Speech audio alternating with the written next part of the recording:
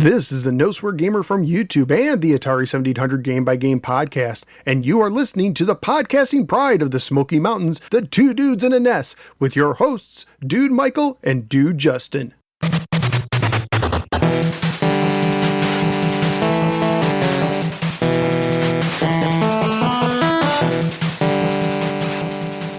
Hey, Justin. What's up, man? Remember last episode when I promised that we would have an amazing episode with two amazing guests, and it would be however many times I can say amazing that the show's going to be, right? Yeah. Well, we're doing that, you know. So welcome, Ryan and Robbie. Thanks, guys. Yeah, hey, guys. Do you go by, Ryan, I guess you go by Ryan. Do you go by Rob or Robbie? Or Robert? Either one. I just don't do Bob. No Bob. Okay. I don't want to. Robert's I don't want okay to too. Okay. Well, let's go with Robbie. All right. Yeah. And don't worry about the Bob thing because that's my father-in-law's name, and I try to say that word as few times as possible in a day. No offense to him, but I'm sure I get to say it a lot anyways. Actually, it's Papaw these days, so. Yeah. Makes it more simple. It's a little bit easier on my tongue. Speaking of tangent. Tangent alert! I'm going on a little bit of an adventure this week, Justin. Okay. Potty training. Oh, boy. Yeah, I'm finally going to learn how to use the toilet. Yeah. It's a big step for you. Yeah. Where's all my those diaper changes, you know. Badoom tis. Where's my badoom tis when I need it? No, but you yeah. know, I was talking. Speaking of diaper changes, I was talking to a coworker who just had triplets. Whoa. Would you like to? Would you like to guess how many diapers they go through a day? A day? On average. They just had them, so they're newborns. Yeah, month. Okay. I want to say they go through 30 a day. Yeah, 26, he said, was the average. So yeah. I figured about 10 per baby. Yeah. So that's an entire box a day. Oh my gosh. Poor man's wallet. I hope he's one of those I hope he's one of the doctors like you. Yeah, I know. Oh boy. Yeah. So whew. That's the most exciting part for me. Is maybe getting rid of the diaper purchase every week. Right. So that should be good. But I'm not looking forward to the actual process. But we're doing like the 3-day method where you just basically strip them down to their underwear and force them to use the bathroom. Just we're pretending to throw the diapers away, and he's basically just never going to get them back, and just he has no choice. So that's kind of what we're going. Right. How did you have you've got nothing but girls, so you really don't know about a boy, but I'm sure it's basically the same. Do you guys have a lot of luck? Well, any pointers, I guess. We just took I think the way we did it really is just like we just took him to the bathroom a lot. Yeah. Just like, every 30 minutes. Right. It's kind of a pain, but, it just kind of became old habit. Okay. Yeah. So, Ryan, Robbie, you guys got any? I do. Oh, go ahead, Just. Sorry. No, I was just going to say I do agree with the take it the diaper away. Just no option. You might have a few messes to clean up, though. Yeah, I'm fully expecting messes and probably some tears. I don't know whether it'll be. I don't know whether it'll be him or me. yeah, exactly. Who's tears? I don't know who's they're going to be, but somebody's going to be crying. Yeah. It's probably going to be me. Okay. Yeah. Ryan, Robbie, you guys have any kids? I'm looking for pointers. We do not. We are dinks. Okay. Which is double income, no kids. Nice. Yeah. Oh, I was that. Wow. I was Nice. that for like 10 years. I was living the life. It's fine, but we have like this overstock of diapers now. We're not sure what to do with them. Yeah. Planned ahead and went ahead and bought the diapers. Yeah. That's honestly, if you ever plan on having kids, that's actually not a bad idea. Just bulk up. Although the biggest thing is I'm kind of an over planner, and my wife is too. So we did that sort of. Bought a whole bunch of diapers and formula and all this stuff kind of in advance to stock. leading up to. And I actually don't recommend it because what happened to us is, one, the formula didn't work, so we had to switch formulas like 3 times.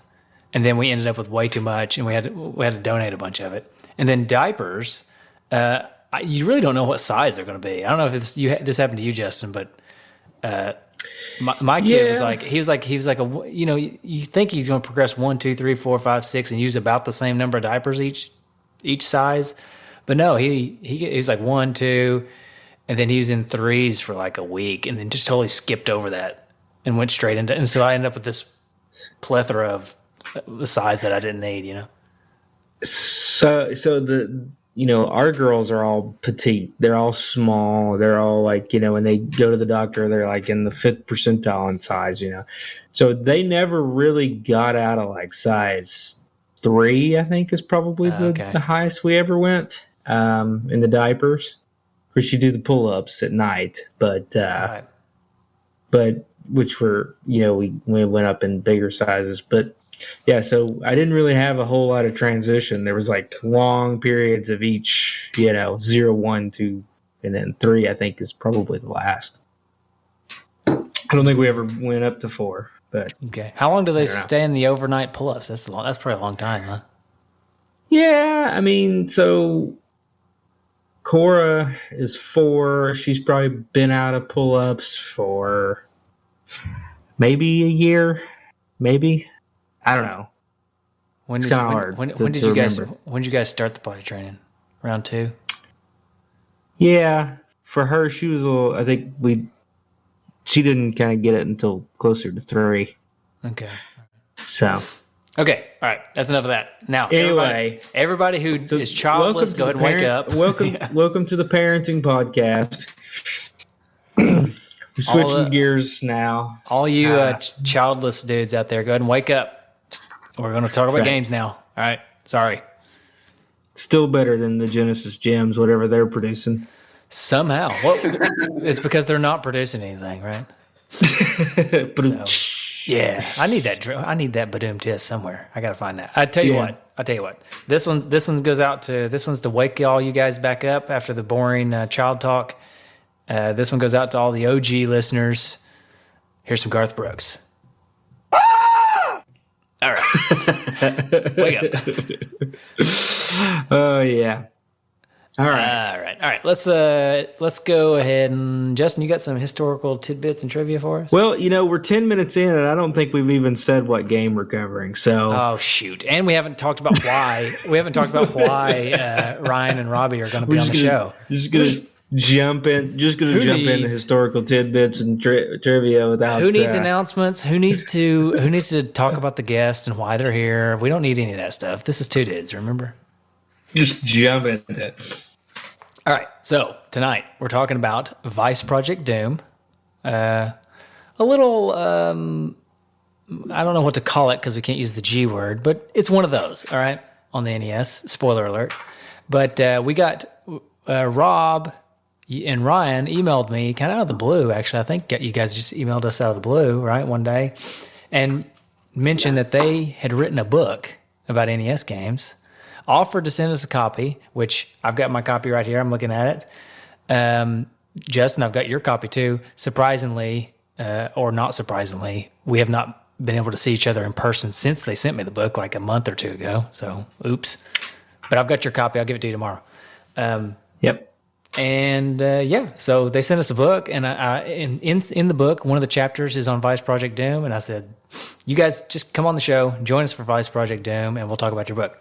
So we'll talk about the book here a little bit later in the show, but Rob and Ryan, why don't you give us just like a little elevator pitch just in case people turn off after some of the later parts of the show? Because people do that. I don't know why. This is a quality show. I don't know why they would want to do that. But just in case they tune out about halfway through, go ahead and give us like an elevator pitch, what your book is. I could read from the back, but I think it'd sound better coming from you guys. Sure. Just to be clear, we sent you 2 books. One was on diapering for dummies, and the other one was on... Right. I don't know if they got the first one. They didn't get the first one. Yeah. I obviously didn't get the first one. Yeah, okay. The book is just kind of a rundown of some of the games that we really enjoy playing, and we had an idea to do it kind of alphabetically and beat a game with starting with each letter of the alphabet.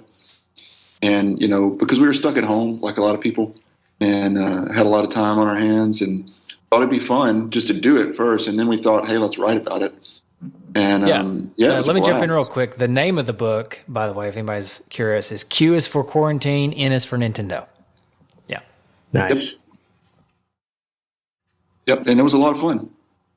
Yeah, I think we were staring at each other in the office one day in spring of 2019, and we could just see the writing on the wall. It was like mid-February. 2020, yeah, sorry. And we just knew that we were waiting for all the classes to get canceled. It was kind of happening all around us, and we were talking to each other saying, how are we going to kill a couple months off? Because we can't leave the country. Oman's got a lot of nice stuff to do, but when you're locked down, it's a bit challenging. So then we just started looking at what we like to do. We like to play Nintendo. We like to write. So let's just combine the two and crush some time. Nice. Yeah. So I recommend, I'll just go ahead and say I recommend it. I've not read all of them. I've kind of went through and picked a few of my favorites. I will say I recommend people go out and pick up this book because it is good. It's got the bathroom reader tag at the front, and I say that's exactly perfect spot for this book. Is while you're on the John. This is a perfect book because you can read however many games you want to read about while you're taking a poop.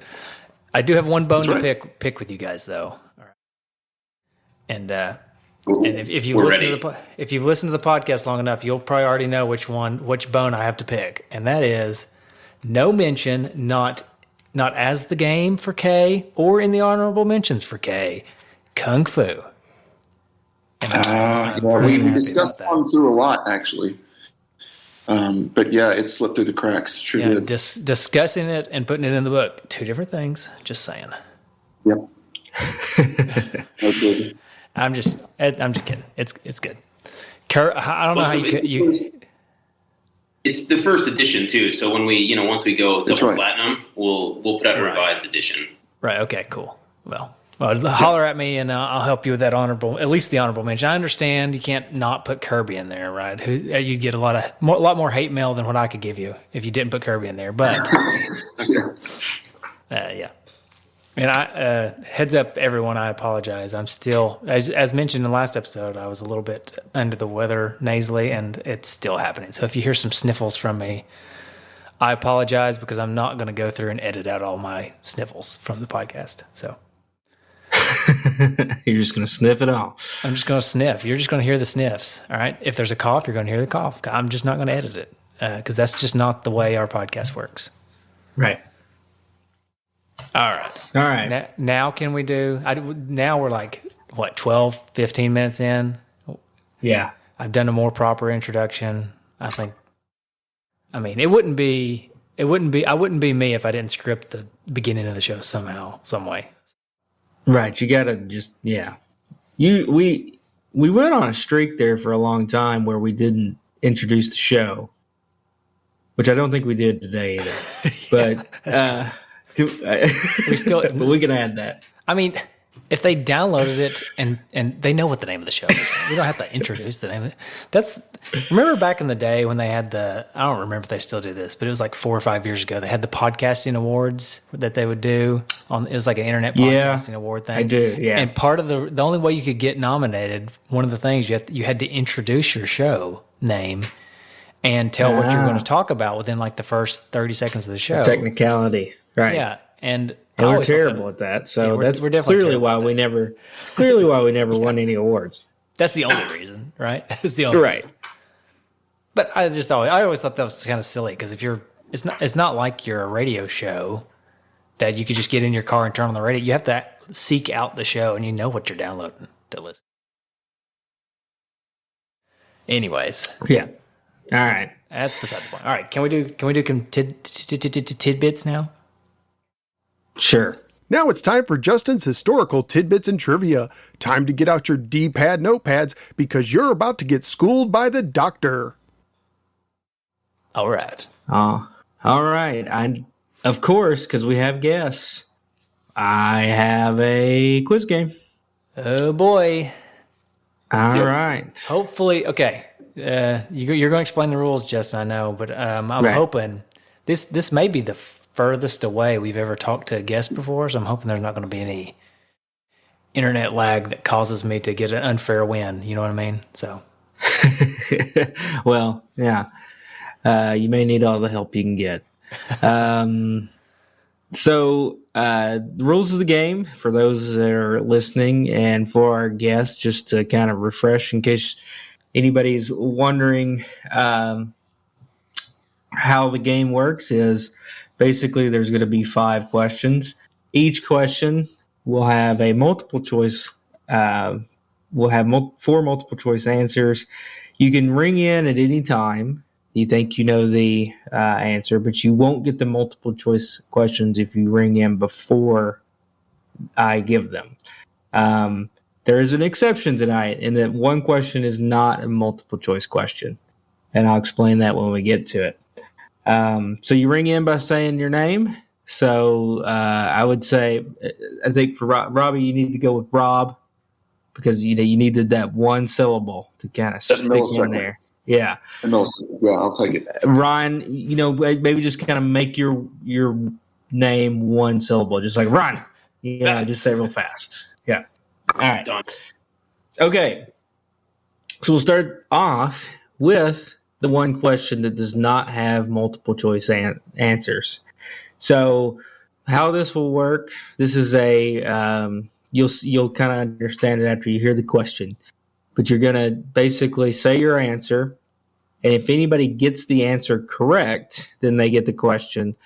But it's a number you're going to be saying. So if the 3 of you, none of you get the right answer, then we'll go to closest to the right answer. Nope. Not Price is Right rules, though. So it's just closest to. It's getting complicated. All right. What year anniversary did this game just celebrate on November 15th, 2021 from its release? Rob? 30? Yeah, he's just already got it. We won't even have to worry about it. I thought we all got the answer. Yeah. Wait a minute. I'm confused. You've already confused me. No. I didn't know we had to ring in. Buzz in. No, you didn't say buzz in. You just said... So you made it seem like everybody was going to get the answer. Okay. He says 30. What do you say? Well, I guess I'm going to say 30. Rob gets the point. We're going to the judges. The judges say Rob gets the point. To be fair, guys, as well, I mean, we're 9 hours ahead of you, so we've had a lot more time to think about these questions. Yeah, that's true. You are in the future. True. This is not. This whole thing's unfair. You've probably already heard the podcast. It's appropriate that you were dubbing in with Back to the Future there earlier. Yeah, that's right. Yeah. All right. So on November, this game was released in North America November 15th, 1991. So just celebrated its 30-year release anniversary. All right. The next question. AICOM, I think it's AICOM, it's AICOM, was the developer of this game. This company was created by developers that came from the companies Irem and Jailco. What system did this company, ICOM, not produce a game for? So what system did they not produce a game for? Is it A, Game Boy, B, Neo Geo, C, PlayStation, or D, Sega Genesis? Mike. Mike? I'm going to say Sega Genesis. I'm going to hope it's true. They did not produce a game for Sega Genesis. Yes. All right. Why would they? All right. You know what I mean? Why would they? All right. This game was developed by AICOM, but was published by the Sammy Corporation. The Sammy Corporation bought a controlling share of what video game company in 2004? Was it A, Rare, B, Bethesda, C, Sega, or D, Nintendo? Rob? It was Rare. Not Rare. Mike. Just because I want this to be some kind of crazy conspiracy, I'm going to say Sega. It was Sega. How is that The for a Sammy wild turn of Corporation. events? The Sammy Corporation did buy the controlling share of Sega and became the Sega Sammy Holdings Company. Wait, so they control 2004. Sega now? Basically. That's Yeah. that's actually very interesting. I was just guessing Sega because the last question had Sega, and I'm wondering why you have so many Sega questions in this podcast. Well, none of these questions, if you even though Sega has been the answer, it's not been positive for Sega, right? That's true. They got bought out.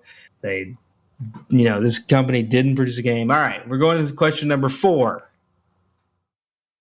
A Sega Mega Drive version of this game was Another Sega developed, question. Wow. but never released, of course. What was it called? Is it A, Deep Scanner, B, Deep State, C, Deep Cover, or D, Deep Vice? Mike, Deep Cover.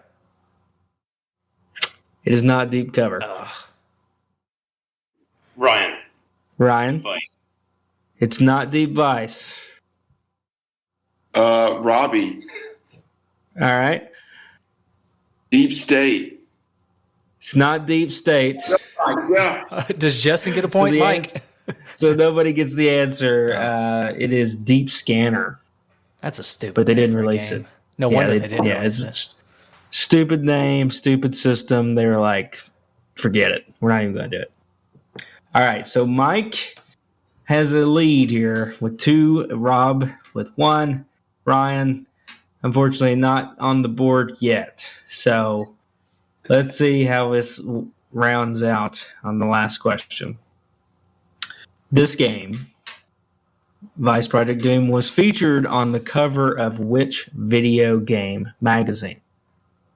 Is it A, Electronic Gaming Monthly, B, Nintendo Power, C, Game Pro, or D, Game Informer? Ryan? Game Informer, 100%. That's incorrect. Mike. I like the gusto though. Yeah, I like the appreciate 100%. that. Mike. Mike? I don't know. I'm gonna say Nintendo Power, just because it's always the answer to this question is always Nintendo Power with you. It is Nintendo Power. The May 1991 cover had this game as the cover. Vice Project Doom. Thank you for the win, everybody. I just want to say one thing. I do, not because I'm a genius at Nintendo or anything, because I'm definitely not, or video games. I'm stupid when it comes to video games for the most part. But I've been doing this show with you long enough, and I've known you long enough that I have the you've learned I have the advantage patterns. of I know your pattern. So it's a little bit, it's a little bit unfair. Yeah, that's true. I got to start mixing it up. Start throwing some more red herrings in there. So, all right. Well, good game, guys. Yeah. We will, but Mike was the winner, and hopefully what else is a winner is his story about how he came across this game. Now it's time for the thrill of 8-bit discovery with Michael's quest to find the cart. Justin, you know as well as I do that my stories are never a winner when it comes to how I found this cart. But what the heck? I'll tell it anyways. So the one day I was driving down the road, right, in my Ferrari, as I do. And I was a little bit hungry, so I figure, you know what? I want like a chicken leg. Not like a really big one, So I was like, where do you go to get chicken legs? Justin, where do you go to get chicken legs? KFC. Exactly, KFC. So the only KFC I knew of was in Kentucky, the actual state of Kentucky, because that's where it's from, right? They don't have any KFCs anywhere else. You got to go all the way to Kentucky, as far as I know. But I was in my Ferrari, so what the heck, So just driving, get the chicken leg from KFC, and the Colonel was there. I shook the Colonel's hand. I don't know which Colonel it was. It was one of them. He had white hair. He was standing outside. It was white, but it was a little bit dirty. And he gave me the game. That's it. Well, How would you rate that Okay. story on a scale of Michael's dumbest story to Michael's almost not as dumb story, but still probably pretty dumb? What's the high? What like a 10 is A 10 great is a story. decent story, and a 1 is the worst story I've ever told. 0.7.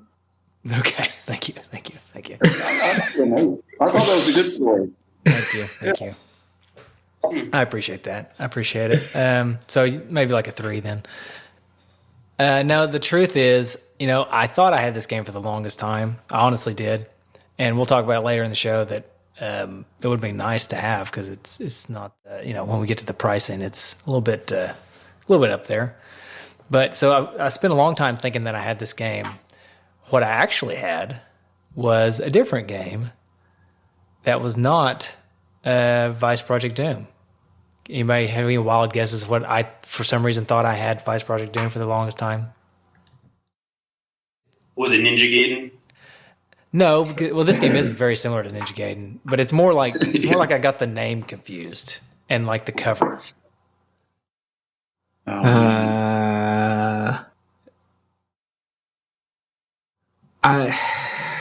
Okay, that's right. I can go ahead and tell you. It was Codename Viper. For some reason, Okay. I got Vice Project Doom mixed up with Codename Viper. I have no idea why. They don't really have that similar names. Something about it just got me mixed up. Not very similar names either, other than they're both side-scrolling. But anyways. So no, I never did have this game. I played it mostly on the Nintendo Switch. Right. The Switch online service has this game as part of the NES collection. So yeah, it's a nice addition to the Switch collection, in my opinion. But we'll talk about that again here in a minute. What about you guys? Any of you guys have this game or run across this game? No, for this book, this was the first time I had seen it, honestly, that I can remember. There were so many titles and stuff, and this one just did a flyby. Well, I guess it's a good time to ask a question to you guys then about your book. How did you go about selecting the games? I know I understand it's probably like the ones you enjoyed the most that you beat or whatever, but did you know about them beforehand? Because you just now said that you didn't know about this until the book, but is it just because you went through like a IGN list and played some games, or you just how did you figure that out? Yeah, I think the challenge was because of the way that we decided to approach the book, going each letter at a time, we didn't really think that through. So when we got to some of the more obscure letters, all of a sudden, you get to V and you're thinking, well, surely I played a Nintendo game that starts with the letter V. And you start looking through the list, and there's literally like 4 games that began with the letter V. So you start going through, and you're like, I don't know that game. So you start to look it up, and then you pick from that point. But I mean, it's amazing if you think about like the letter Q, for example. Yeah. What was your big gripe, Rob? Well, Qbert, man, it's just so hard. It's just so hard. And we beat 24 out of the 26 games, and Q was one of the ones we could not beat. And O was the other one. But yeah, trying to figure out which games to play for which letters was a real challenge, because for some of them, the letters are absolutely stacked, like just completely stacked. And if you have D, for example, and you've got Dragon Warrior and Double Dragon, what are you going to pick as the podium finisher there? It's really tricky, but. Yeah, how has there not been a game for Super Nintendo or Nintendo that's called Quest? There's no good game to begin with Q. And we tried to make it as we tried to get a variety of genres in there as well. So if we were going too hard in like an RPG way, then we would back off of that and choose something else. Or if there's too many side scrollers or something like that, we'd pick something else. So okay, that's cool. Yeah, I was just curious. Yeah. All right. Do you guys want to talk about this game? I say we talk about it. Ryan actually is the one who beat this game for our book. So he's more intimate with it than I am. I have played it, though. All right, so we're going to lean on Ryan for the rest of the episode then. All right. All right. Yeah, cheers. I think it's a great game though, right? It's at its core, it's a side-scrolling platformer game where you're on a mission to save planet Earth from an evil corporation that's been infiltrated by aliens. So it's I guess it's a little bit like if Jeff Bezos was running a secret organization to take over the world, and wink, wink. Arnold Schwarzenegger was sent to save the day as the rogue cop coming in. But yeah, it's a really interesting story and game. I didn't have very high expectations going into it, and I found that I really enjoyed playing the game. Yeah. All right. So you mentioned story. I got a great way to talk about the story. But first, time to dig into some good old-fashioned game discussion. All right, I've got the manual. I don't know if you guys have the manual, but I just pulled it up on the internet. So I'm going to read the story. Vice Project. Let's hear it. All right. A small band of alien survivors landed on Earth several centuries ago. In order to survive in this new environment, they produced a neon green gel which provided nourishment. Yummy. In an effort, yeah, I guess so. Is this the same stuff that transformed the Ninja Turtles? Perhaps. I think it may have been. Maybe. In an effort to blend into human society, they developed. I'm going to say that's clones. Okay, clones. Thank you. Yeah, mine's a little blurry. I don't know if you're all. If you clicked on the link I gave you, it's a little blurry. My apologies. As centuries passed, Beta Corporation (BEDA) came into being. This was a company which manufactured and distributed electronic and technological equipment. However, behind all this, the company was also responsible for the maintenance of the alien race. Ooh boy, yikes.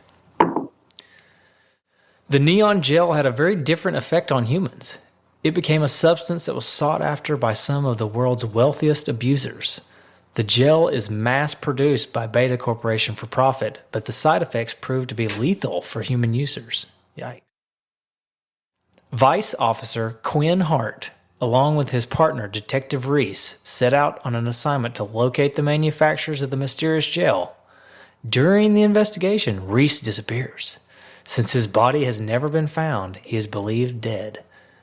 I'm guessing that's if this because they're mentioning this, he's probably not actually dead. I don't know. Ryan may have to tell us. Now, Hart must go alone to uncover the source of the gel and the force behind it. His skills, nerves, and ultimately fate are all at stake in this deadly plot for survival. That's the story in the manual. And the game has a lot of cutscenes and stuff, which is cool. But to me, this is a pretty cool story, if you ask me. It's kind of unique for an NES game.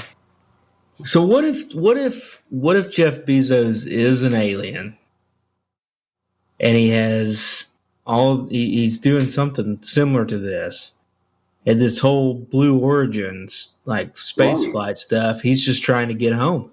He's ET. Trying to get out of here. He's ET. I'm down. I think that's a plausible theory. We should start that.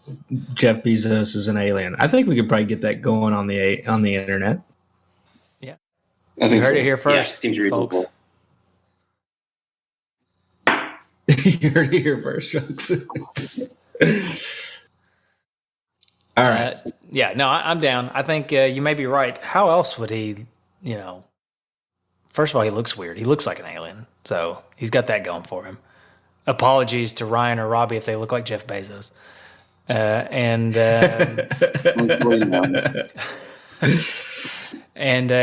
he made a bunch of money selling books. I mean, come on. He's an alien. Totally. Oh, wait a minute. If one of you guys looks like Jeff Bezos and you're selling a book, hold on. Where's my X-Files theme song? Cut the connection. Cut it down. All right, just We've been made. all right. Yeah, no. So I was just saying, I think the story's pretty cool. I think it's pretty unique. Yeah, it's completely wacky for an NES game though to have so much backstory like that, where it's almost convoluted, but it gives you a reason for all of the mutated enemies that you come across, and it's a motivation for Hart. So I like that, and yeah, it's one of the more interesting storylines out there. Yeah, I think so. Hart is a you mentioned Arnold Schwarzenegger type. He's very much your typical 80s action hero, right? He's every bit of Arnold Schwarzenegger, a la any of those movies that he's in. He's got the square face, the sunglasses, Yeah. He has an uncanny knack for getting out of tight spots. Yeah. It's some of the other officers often joke about him being superhuman. Uh-oh. Is he an alien? Oh, man. All right. Yeah. Well, don't forget about Christy now. She's a vice officer, too, and she's one of the sharpest on the force. She often works with Hart and Reese to solve tough crimes. Surprise, surprise, Christy is also Hart's latest and longest flame. Of course. Of course. Yeah. Gotta throw that in there. She also does absolutely nothing to help out with the story, which, I mean, come on, Christy. You're better than that. Yeah. I don't know what... so here's something that happens a lot in NES games, and that always kind of... not really bothers me, but it was always... When I was a kid, it always... not stressed me out. I don't know what the right phrase is, but maybe you can give it to me here in a second. Perturbed. Yeah, that's a good word for it. I would rent the game or I'd buy the game, right? And I'd read the manual all the way home because, I was a dork. So I'd read this manual and I'd read this story and I'd see all these, I'd read the dossier of all these characters and I'm like, this game is going to be super sweet. And then I get home and the story doesn't exactly follow what was in the manual, and some of the characters that they talk about in the manual don't even really appear in the game sometimes, and it was always something that just really got under my skin. It's stupid that it got under my skin because I should have known better. It's an NES game. It still bothers me, even to this day, especially now that newer games. Right. But No, gameplay I is think that's king, true. so why should I even worry about it? I don't know. Right. All right. All right, let's talk about the actual game. So you mentioned it, Ryan or Robbie, one of you guys did. It's a side-scrolling game, but it's not totally just a side-scrolling game. There's just some other genres kind of sprinkled throughout. Either one of you guys want to touch on that a little bit? We were talking a little bit. It's almost like you had Ninja Gaiden. We talked about that with the cutscenes that are coming in, and even some of the enemies, the sprites themselves, look an awful lot like Ninja Gaiden, and it has the same knockback effect of Ninja Gaiden when you run into an enemy. So, those eagles! Oh my God, the eagles! Yeah, Rob rage quit yesterday after a 3-hour session trying to get past the eagles. Oh, Yeah, they're the worst. Yeah, but the other stages, like the first-person shooter stage, and you mentioned like the car stage is a lot like which one? Spy Hunter. Yeah, Spy Hunter. Yeah, very similar. And it's got the Operation Wolf or Adventures of Bio Billy, the side-scrolling shooter, it's a lot of fun. So it's almost like 3 games in one.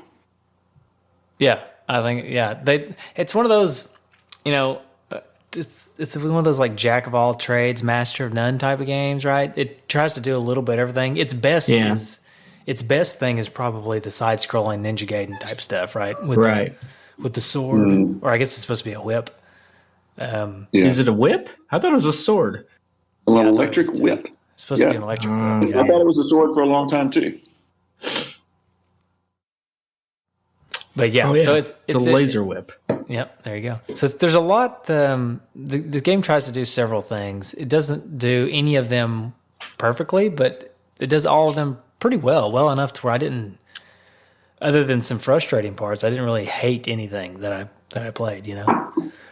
There's definitely some frustrating parts though. Those eagles, for instance, for example, and the knockback is just. But it's Nintendo hard, right? And that's what we've come to expect out of Nintendo. That's why they call it Nintendo hard. It's just one of those things. It's frustrating, but it's where it's not frustrating to the point that I feel like anything was outside of my control for the most part. There's some tricky jumping parts that I think are unfair. But I feel like with some practice, you could probably get it. It's kind of like Castlevania in that sense, that like with the Medusas and stuff like that, where it feels unfair, but you could eventually get it. Did I eventually get it? No, but maybe I could. Yeah, no, I think that's true. There's like a lot of areas where it's like I would keep jumping in certain areas that it was like, I don't even see how this is possible, and then you would learn kind of how to do there was basically a pattern you would have to follow to do a certain jump or to not get hit by an enemy or not die. One of the things that also frustrated me as far as the Nintendo hard thing was right off the bat. I guess it's the second level where you're in like the Chinese like dojo area, and the flames hurt you, even though it looks like they're just in the background. Yeah. Which is just frustrating to me. But I thought that was kind of funny. One of the big tricks for figuring out the game, because I probably spent 8 to 10 hours playing it before I finally ended up beating it, is figuring out the balance between the 3 weapons that you have. Because you've got your trusty laser whip, which is pretty awesome, and then you've got the grenades, and you've got your pistol that you can use, or I think it's a 44 Magnum. 44 Magnum. 44 Magnum, of course. And so it's tactical in a lot of ways. So you have to figure out when it's appropriate to lob a grenade at somebody versus kind of getting close with that laser whip. And once you figure that out, and then the go-to is always you spam the laser whip, and if you just keep hitting it, you tend to kill most of the enemies when they fly towards you because they seem to have death wish.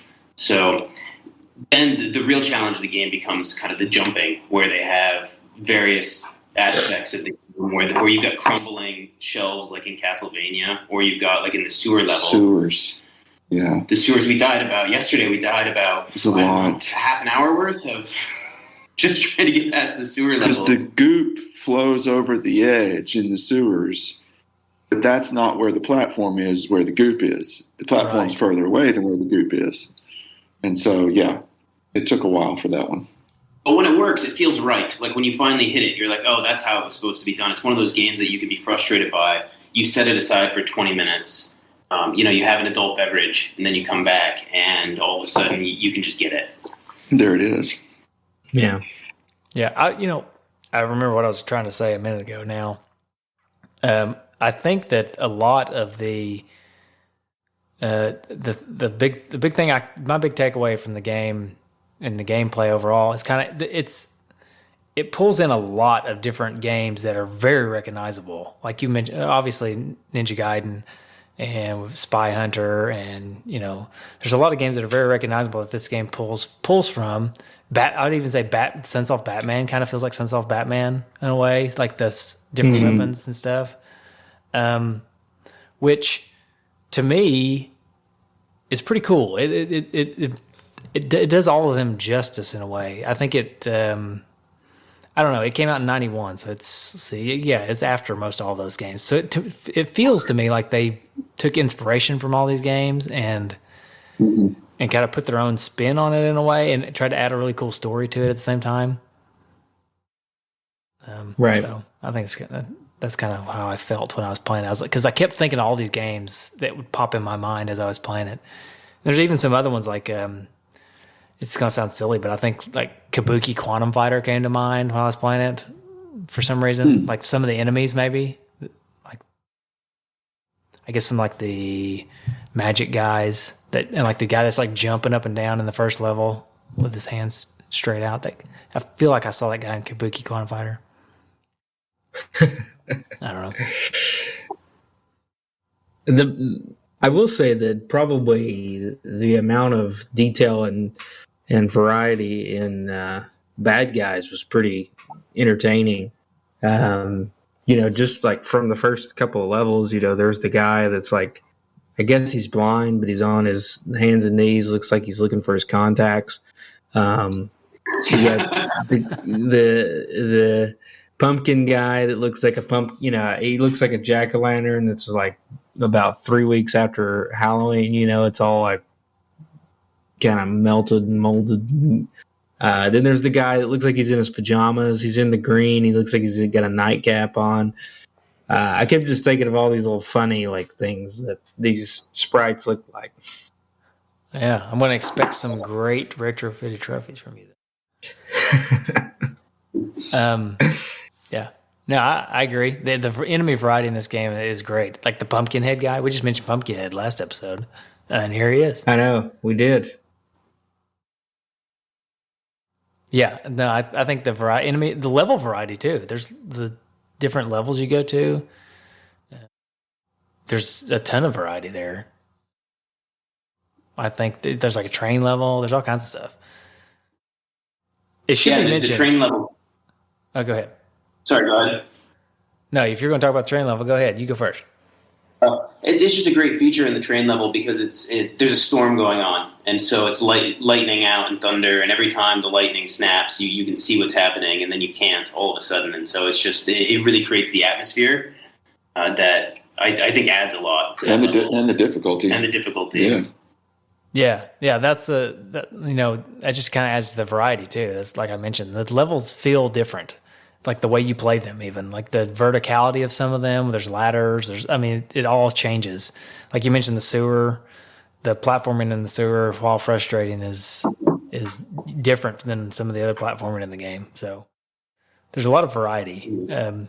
I will say what I was going to say is that we keep talking about how frustrating it is, and it is very frustrating. But it doesn't stop you from playing it unless you just want to quit and take a break, because there's unlimited continues. So you have to start over the level, but you don't necessarily have to start the entire game over at any point unless you just want to. Yeah, that was nice. That was really nice to be able to just start over at the. You could actually use that a little tactfully too, like when you get close to a boss. If you die, like if you had few life and you die on the boss, you're not going to go all the way back to the beginning of the level either. You're going to get to start like right there, pretty close to it. So you can kind of game it a little bit to where you just kind of know you go in, you're going to die, but you're going to get a full life and basically be able to face the boss with the full life. Oh yeah, that's true too. The lives. They don't send you far back into the level when you die with any individual life either, because it's kind of like Batman in that sense that where Batman you had different sections of levels, like the level split into about 3 or 4 different sections, and then there's a boss. And so if you die, you only have to go back to that certain section. I think the continues will spit you back to the beginning of the entire level. But any lost life will just spit you back to the beginning of whatever section you're in. So that's nice. Yeah. I thought now I didn't make it super far into the game, but I thought the bosses in this game were really cool. Anybody have any thoughts on the bosses? The bosses are great. They all have their own little unique style that it's not like they're carbon copies of one another. Once you fight one, you can't be prepared to fight the next one. So I spent a lot of time watching YouTube videos and figuring it out, and then just failing before. Once you figure out the system, they're a little bit more predictable, and it's okay. But each boss is like they look great. They're all very different in their look and their attack and what they're doing, but they're also they're challenging enough so that it never gets boring. Yeah, that second boss is hard. Second boss is really hard. It's hard.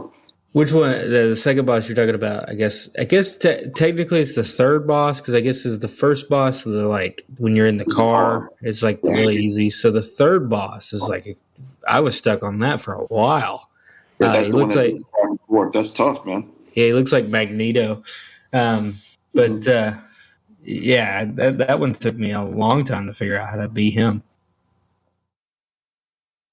Yep. Yeah, Yeah. Which one's the absolutely. second? Remind me of the second. He looks like Magneto. I'm trying to remember him. He looks like Magneto. Yeah, he's got a cape and he like throws 3 fireballs. Oh yeah. And then Yeah, he like charges at you. He has like a whirling wand or Yeah. baton Mhm. that he Yeah. charges at you with. Yeah, I didn't have too much trouble with that guy because I think I figured out that you could just like kind of duck those if you get really close to him, and then I just spammed my whip as fast as I could. Yeah, I figured that out. I cheated a little bit, I guess. I looked on the internet to see how to beat him because I was getting so frustrated with it. Yeah. Which I know is not the pure way. I tried forever the pure way, There just is- tried to figure it out myself, Justin, and I couldn't figure it out. So You know as well as I do that we don't do the pure way. we're not purists here. The fans don't expect us to do the pure way. Did I to make it as far as I did? Did I do some save scumming with my Switch? Yes, I certainly did. I certainly did.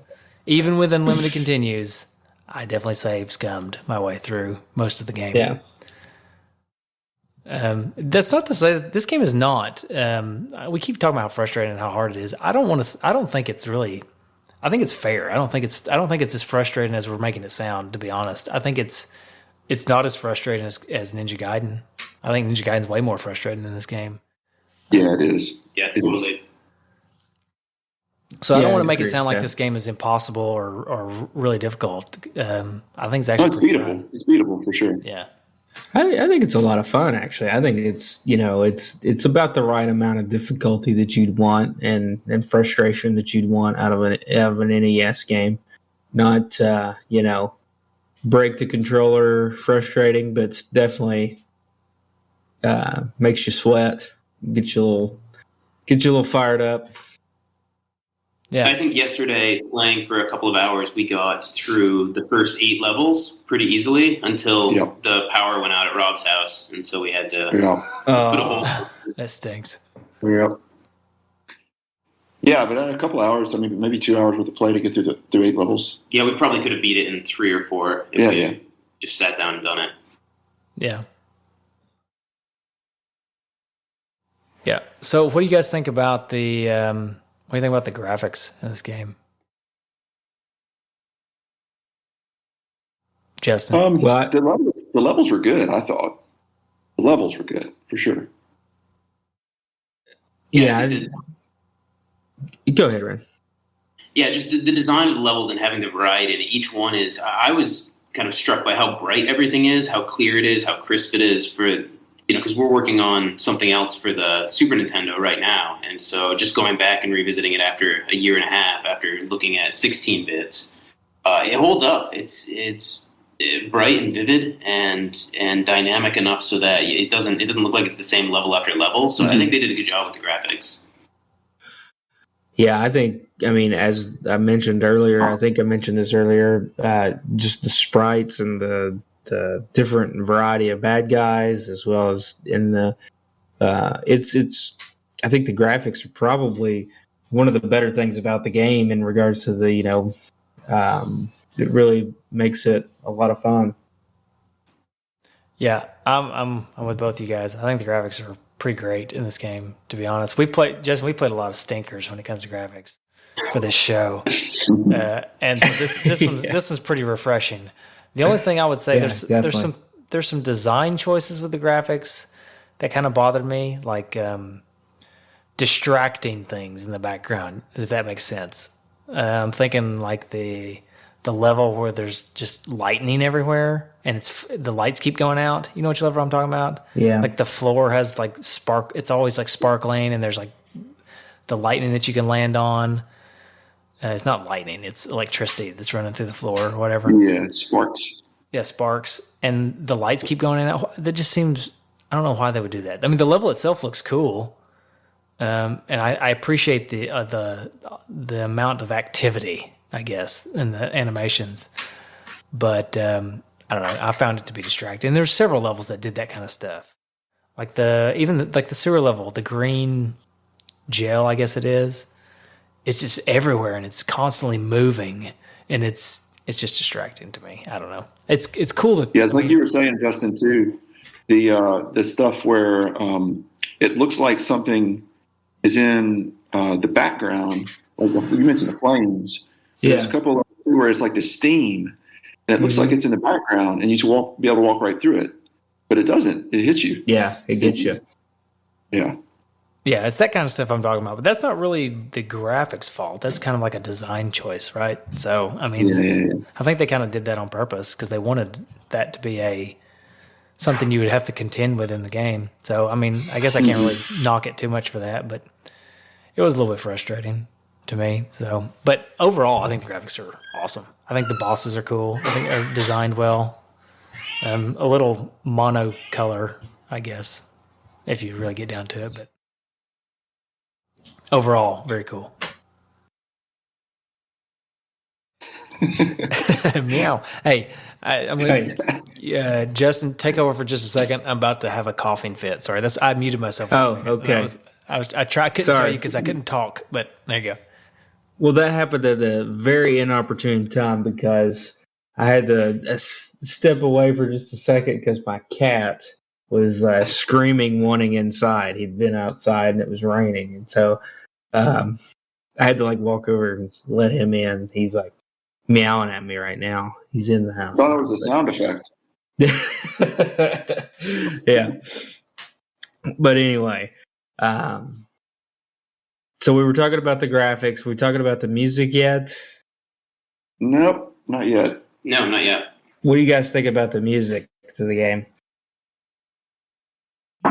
Music is good. We were talking yesterday a little bit about one thing is the sound effects are so loud on the game. So you've got the whip happening or your gun shooting or whenever you actually kill an enemy, it makes a noise and the coins pop up. And then when you collect the coins, that makes a noise. The music almost gets drowned out a little bit, which seems like a shame because when you listen to it just on its own, it's pretty good music. But I think it just gets lost.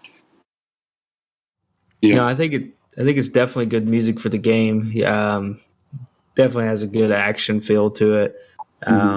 But yeah, I think that there was a lot more focus in the development on just the sound effects because does seem to drown everything out for sure. Yeah, I'm back, and I definitely agree with you on that one. I don't know why. I don't understand why everything had to make a sound. Why does the footsteps and why does the whip have to make such a noise? And it's too much. Mm-hmm. If I was the person who wrote the music for this game, I would be angry because it sounded like the music was pretty good, but I had trouble even hearing it. I don't know about you guys, but I almost couldn't hear it. Yeah, same. Yeah, I would be upset with the sound design if I was the guy that wrote the music. But I thought the music sounded pretty cool from what I could hear. If I stood still, it sounded great. Mm-hmm. Yeah. So I don't know. I mean, do you want to go ahead and start talking about our overall opinions of this? I mean, I think there's a lot more we could say about the game. I mean, but it's kind of like it's one of those games. I'll go ahead and start giving my final wrap up opinion on it. It's one of those games that, as I mentioned earlier, it's kind of a jack of all trades, master of none. But it's a really good game. But it's a really good kind of sits in the middle to upper tier of NES game. It's not in the upper echelon of your Castlevania, your Ninja Gaiden, your Mega Man. It's not quite up there, but it's definitely heads and tails above a lot of other games on the NES.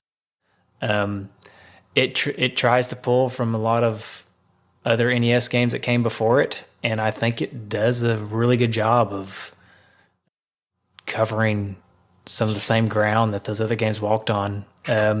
You mentioned there's the adventures of Bayou Billy rail shooter level type thing that you talk about, but it does it better than Bayou Billy. I hate that we even have to reference Bayou Billy to talk about that, but I did not like. We haven't played Bayou Billy on the show yet, but I didn't like Bayou Billy.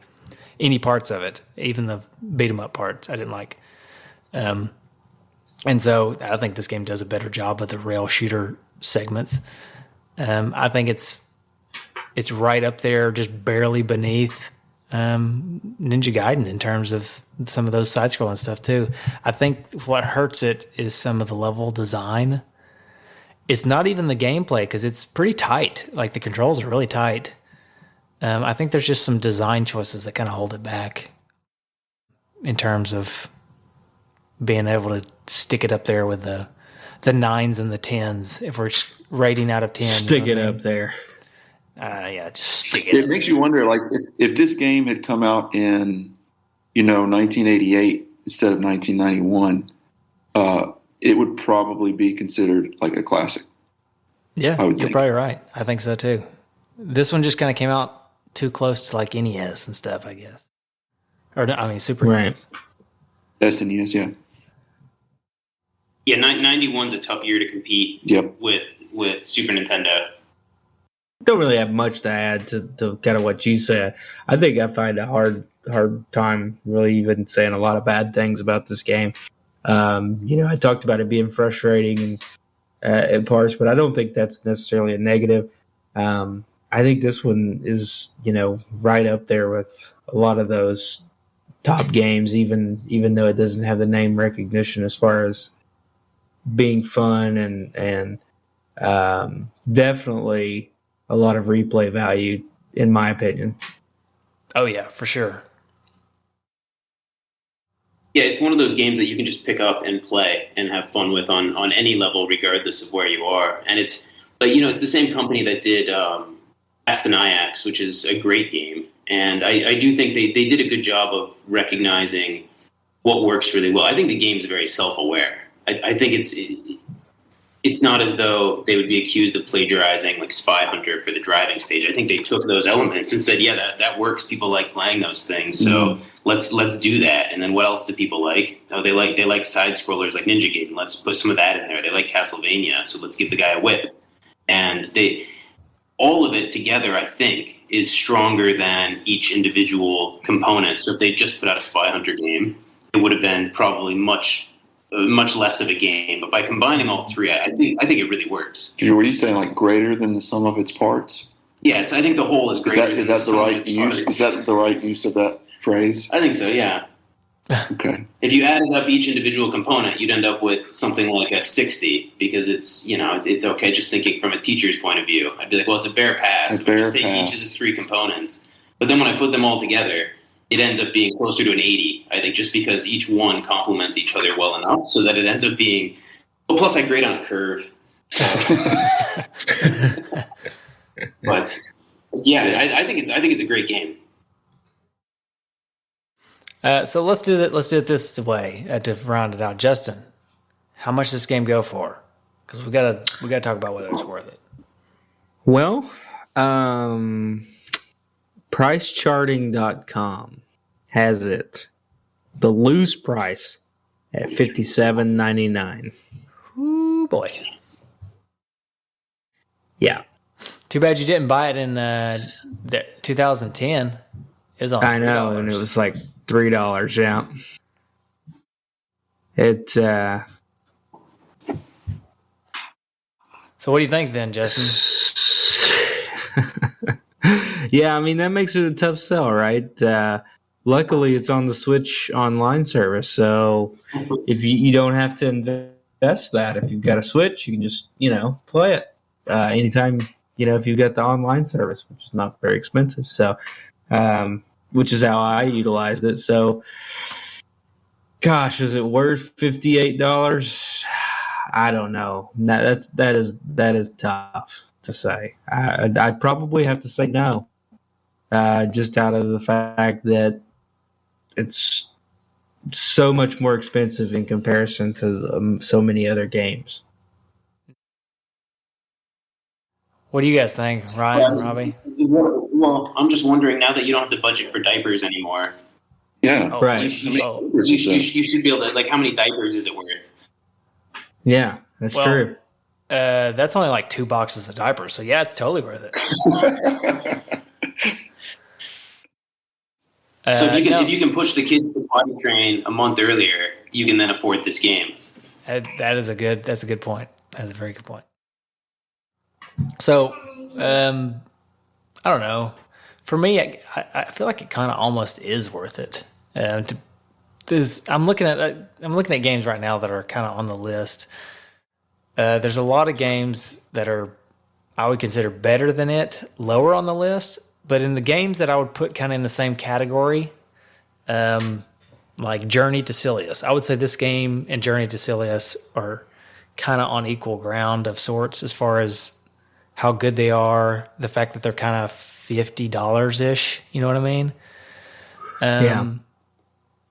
And I don't remember what we said about Journey to Silius, so I'm probably actually loved that episode that you guys did on that game. That was a really good one.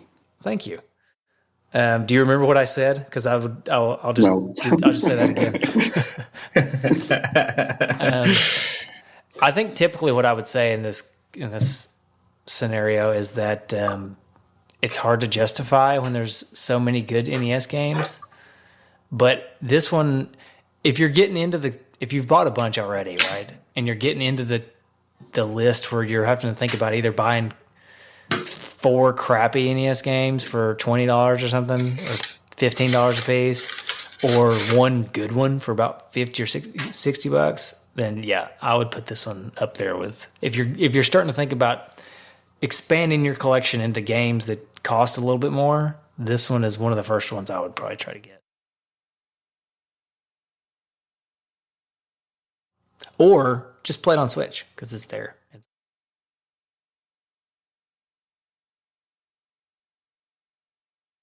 Shadow of the Ninja, that's another one that was like $60. Good. About the same level as this one. Metal Storm, here's another one. Actually, I don't know if Metal Storm's that expensive. What do you guys think? I know you threw it back to me with the diapers, but really, what do you think? Would you buy it around this price? Yeah, that seems like an appropriate price. It's got to be that high just because of the cart availability, right? They probably just didn't produce as many as they did of some of the other games, and I feel like if you think about it per hour of actual value time, it's the kind of game that you could easily spend 5 to 10 hours on, once a year playing. So if you're playing it for a couple of years, it's really not that expensive at all, just in terms of a sheer value play. But if you're thinking about just something to add to your collection because you want to have it so that, it's because it's lesser well known. So when people are coming over and they're flipping through stuff, oh, you've got this, we'll throw it in. And it seems totally worth the money. So I don't really see a downside, but yeah, again, I don't have any kids, so I've got a much bigger disposable income. Yeah. You're the what is it? The double deuce? What did you call yourselves? Dinks. Double income, no kids. Yeah, double income, no kid. That's right. No, I don't know. It depends on what kind of price you're looking to buy. This is the price of a basically a new game today. This is kind of like the price of a game today, $60. That's what you're gonna pay. So, and honestly, we say that, and then you think, well, I can get 80 hours out of the new Assassin's Creed or whatever. But for me, I probably played these games more. At least in the course of a lifespan. Because maybe I'll play Assassin's Creed. I probably won't because I don't really like those games. But that was just my example. But maybe I'll play it once and I'm done, and I never play it again. A game like this, I'll play it, 5 to 10 hours a year for the rest of my life because I just like to return into games like this. You know what I mean? So right. Mm-hmm. Just kind of depends on how you see it. But yeah, I'm with you. I think it's a reasonable price. I don't think it's unreasonable to pay that much for this game, considering availability of the cart and the quality of the game. There are some games that I think are very unreasonable to pay this price for, but not this one. Yeah, I think there's something to buy. Yeah. Ryan's getting some coffee. Okay, cool. So you guys, you're going to be pepped up. If I got coffee right now, I'd be up all night. But you're in the future. So yeah, no, I can't drink it past noon. If I do it past noon, it's a problem. So. Well, we'll wait on him to get back, but then I was going to ask you a couple more questions about your book. Okay, he's back. Good. Yep. All right, so let's talk about your book a little bit more. Again, it's Q is for quarantine, N is for Nintendo. First question is, where can they get it? How can people get a copy? Right now you can get it on Amazon. It's both print on demand, or you can buy it for your Kindle, and just type in the title, and you'll find it right there. All right. No reason we can't help Jeff Bezos get back home. to his home planet. You mean our master? Right. Right. Yeah. Made in the USA, I see. At least printed in my book, so I can appreciate. Yeah, and if anybody would like, the roundabout way to get it, I have about 40 copies sitting in the upstairs guest bedroom. So just take a trip to Oman, and I'll hook you up. Okay, cool. All right. I don't even know. Honestly, I don't know where that is on the map, so I'd probably get lost. So like, where like Dubai is and Saudi Arabia and all that stuff. Yeah. Mm-hmm. Middle East. Yeah, it's near there. It's right. We're almost right on the Persian Gulf. Okay, cool. Yeah. All right. Well, were there any games that were really tough for you to pick or to play? There's two you didn't beat, right? So, Cute. Yeah, Cuber being one. What was the other one? Operation Wolf. Ooh, that is. And it was so hard without the zapper gun. That's the only way we could play it was without the zapper gun, and that led me down all these dives on the internet. Like, there's these people who have, because apparently zapper guns don't even work on modern TVs. No, they don't. Right.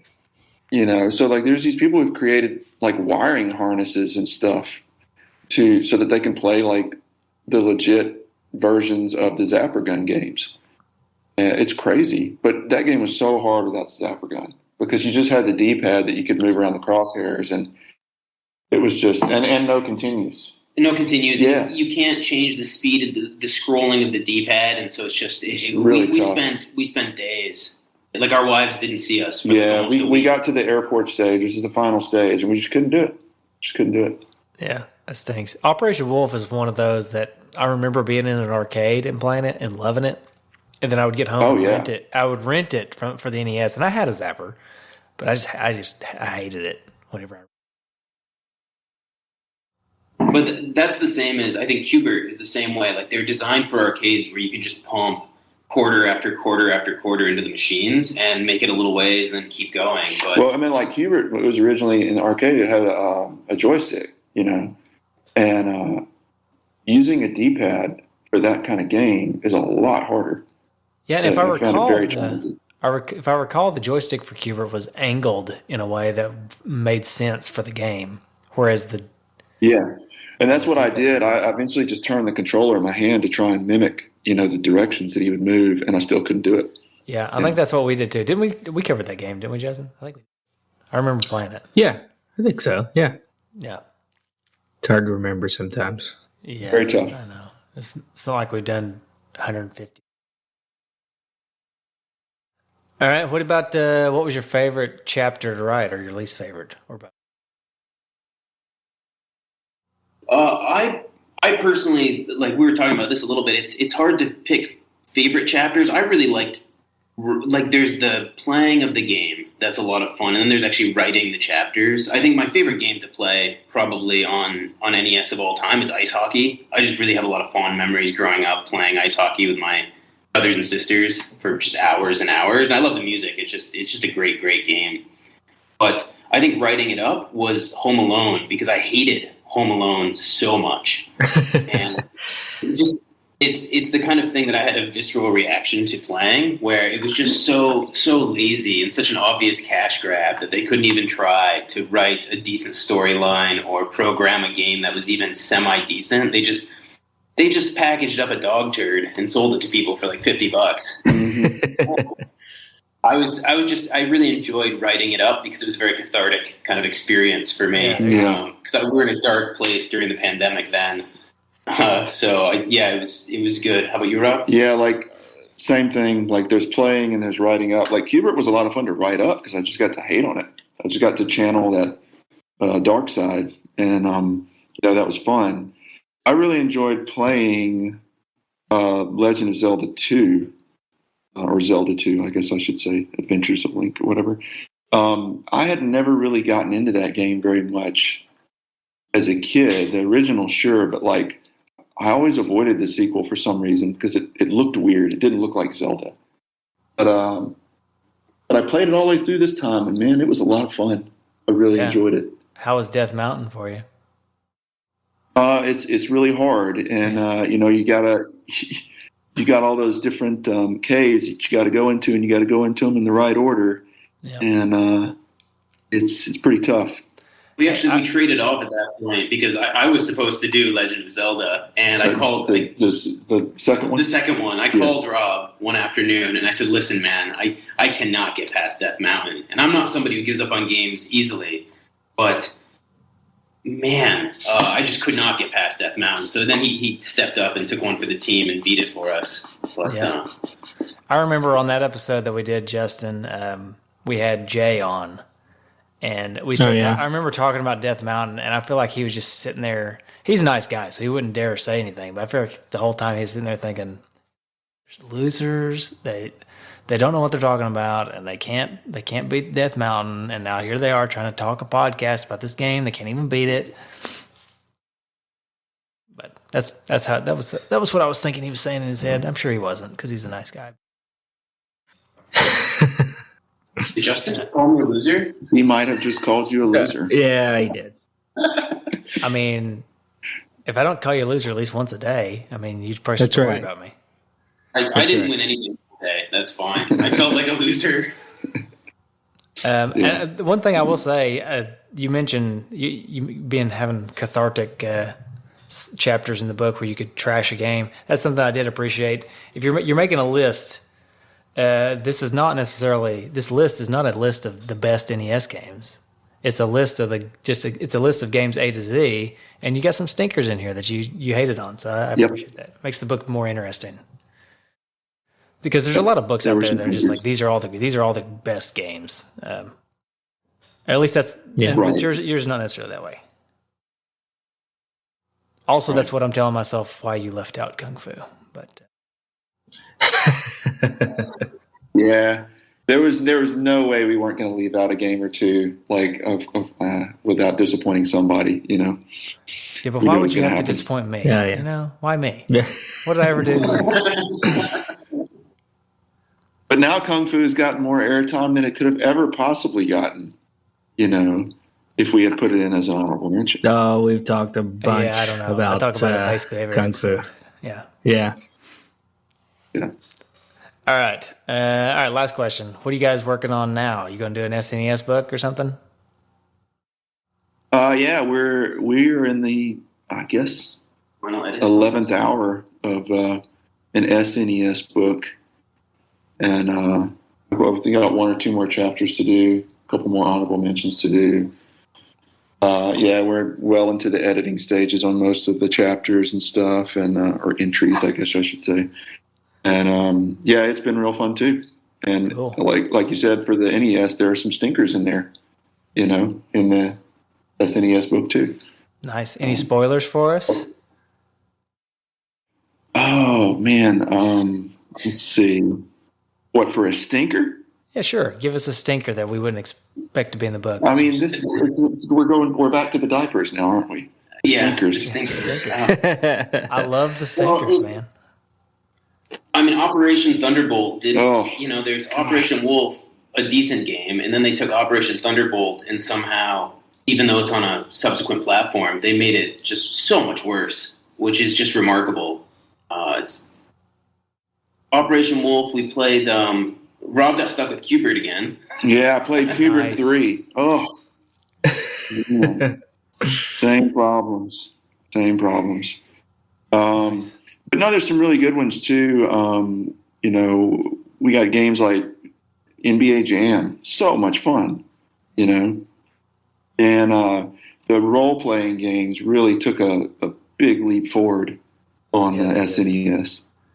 Means you guys had to spend a lot more time, a little bit on this. Yeah, some of them were long. What did you play? Ryan played Chrono Trigger.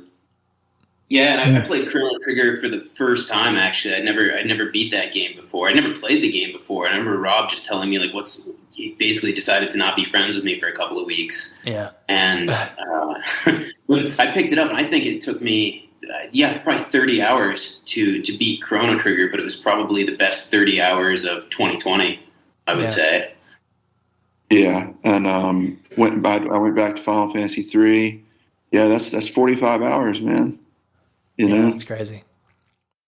But I'm sure it was fun. It was worth it. Yep. So we'll look forward to seeing that book. And as long as the 19 sticks around, the COVID-19, you guys can just keep writing books. Just go ahead and go to this Nintendo 64 and whatever else you want to do.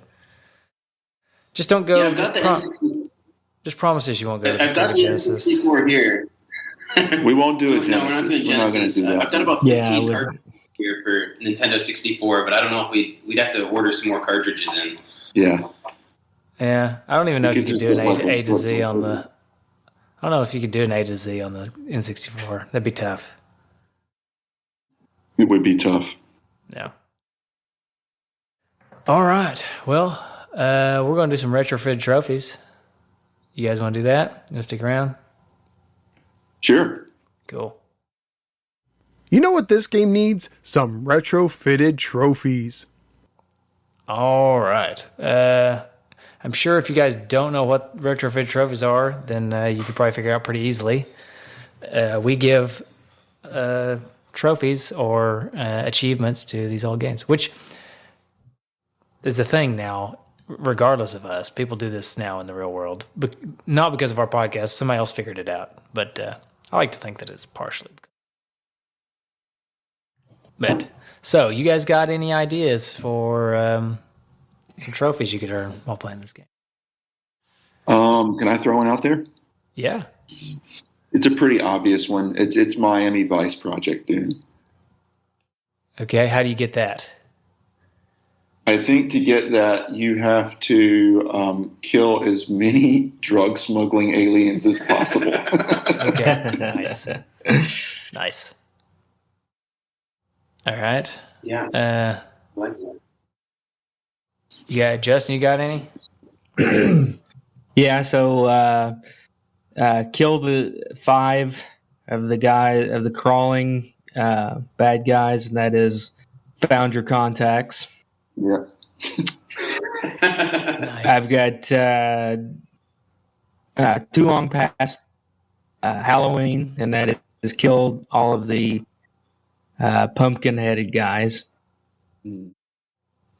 And night, which is kill all the guys that look like they're wearing pajamas and a nightcap. Ah, yeah, nice. What would be a good one for the Eagles? Those damn Eagles. The Eagles are coming. Hotel California. Hotel. Yeah, there you go. Fly, Eagles, fly. Yeah, well, yeah. America. America slaughtered 5 bald eagles. Yeah. Oh no, that's not good. All right, I've only got one. I could probably come up with some more, but I only came up with one that I thought was clever enough to include. And to beat the game, you earn the trophy. Who is your daddy, and what does he do? And that in my worst Arnold impersonation. It's not a tumor. It's not a tumor. Yeah. Such a good movie. It is a good movie. Yep. It only gets better as I get older too. Somehow, I know it's supposed to be like a kids movie, but somehow it just gets better every time. Yeah. All right. Well, I don't really have any other ones. You guys got any more? Drawing a blank. Yeah. Yeah. No problem. These are hard. They're hard. Drawing a blank is one when you run out of bullets. Oh yeah, drawing a blank. Run out of ammunition. Okay. Yeah, good idea. Fully loaded. Just have 99 bullets. Ryan's really quick on the draw.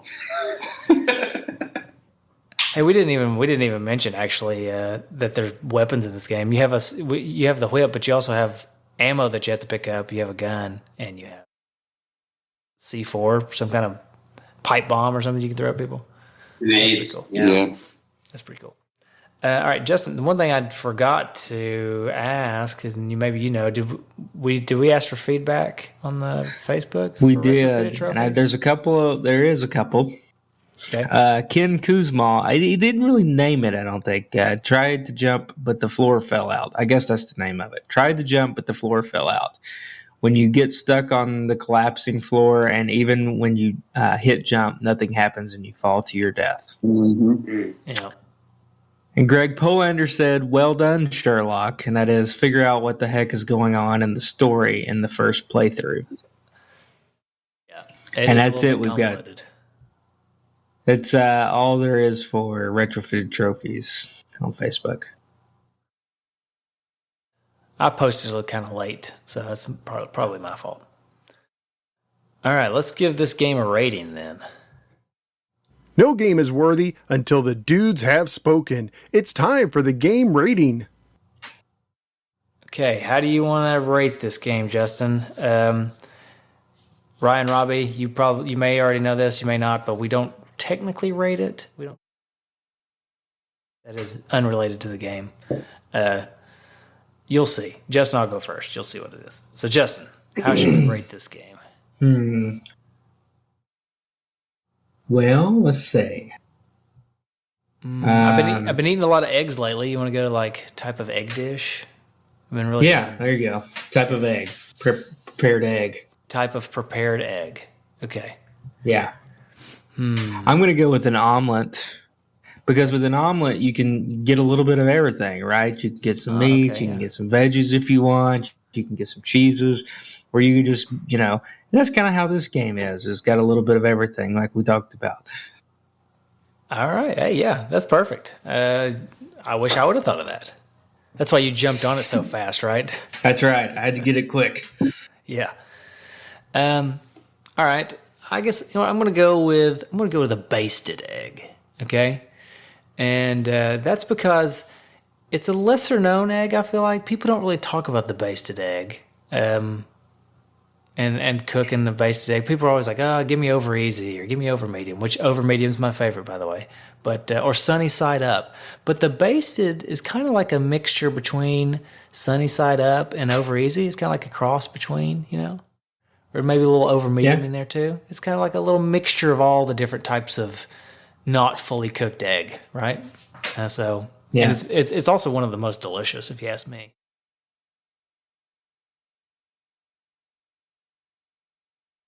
All right. What do you think? You guys got any ideas for how this game could be rated as a type of prepared egg, Ryan and Robbie? I mean, the obvious choice to me seems hard-boiled, just because it makes me think of a hard-boiled detective story. Oh, yeah. And you've got Agent Hart as the strong exterior, but deep down inside, he's just a real softie. Okay. Plus, if it's soft-boiled, I guess it's filled with goo, which makes a lot of sense too for the storyline. I like that better, actually. Yeah.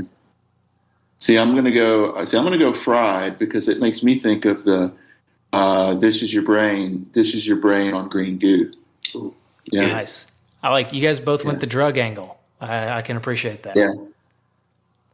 Speaking of drugs, I finished Dope Sick, Justin. Very good series. Highly recommend it. It's on Hulu. Watch it. Yeah, I gotta check it out. I mean, you've already read the book, but the series is good too. I'd recommend it. All right, good job, everybody. I like those. I feel like everybody's was better than mine, which is usually the case. So at least we're being consistent on this show. All right, let's get some feedback. It's time for D-Patter feedback, because when you're a D-Patter, you're a D-Patter for life. All right. On the Bit Brothers retro gaming community, we got a little bit of feedback.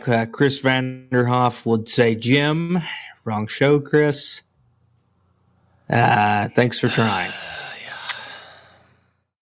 Dan Bisciglia says, "So close to one of my favorites. So many cutting edge elements marred by some not so great design. Still love it, but certain stages are frustrating for boneheaded reasons. Music was pretty on point the whole time through, and this is one of the 5 NES on Switch games that gets the most play. I'll give it a solid 8 out of 10. Okay. Ken Kuzmal says, "Love it." Gabe Van Gilder says, "Awesome." And Greg Polander says, "A really fun, underrated game that reminds me a lot of Ninja Gaiden, but not as hard. Good music and graphics also. The game suffered the fate of being delayed almost a year, so that when it finally came out, it got little notice, which is a shame." Yes, Greg, exactly. I didn't know it was delayed, but yeah, you nailed it there. And Yeah. Ryan or Robbie, one of you guys mentioned it earlier. I think that's right. I think the fact that it came out when it did really hurt it pretty bad. So, Greg, you nailed it. All right. I mean, And that's it on the Facebook. That's it. That's it on the Facebook. That's it on the show for the most part. I don't know. Pretty good show, guys. Yeah. Thanks. So, Amazon. Go to Amazon. Check out Q is for Quarantine. N is for Nintendo. Yeah. Buy it. Thanks so much, guys. We Yeah, thanks for coming on. It's been great. It's been a real fun experience. We appreciate it. I'm going to use this book to help my son potty train because it's a bathroom reader. We're going to go in there every 30 minutes and we're going to read another chapter.